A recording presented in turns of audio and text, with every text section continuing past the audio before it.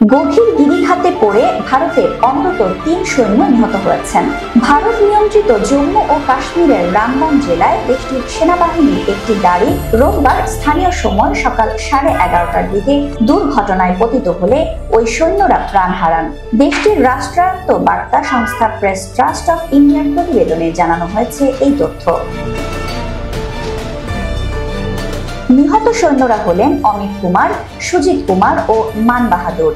ভিডিওতে দেখা যায় দুর্ঘটনার কবলে পড়া সেনাবাহিনীর গাড়িটি মহাসড়ক থেকে 700 ফুট গভীর গিরিখাতে পড়ে গেছে। সেখানে সৈন্যদের মৃতদেহ, গাড়ির ধ্বংসাবশেষ ও কিছু কাগজপত্র পড়ে থাকতে দেখা যায়।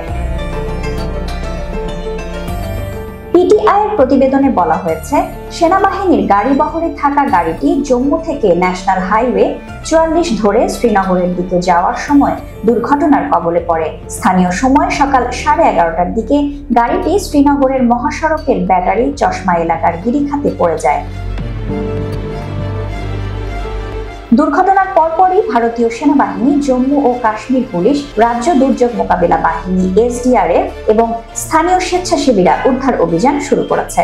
তবে এই দুর্ঘটনায় আরও কেউ আহত হয়েছেন কিনা তাৎক্ষণিকভাবে তা জানা যায়নি।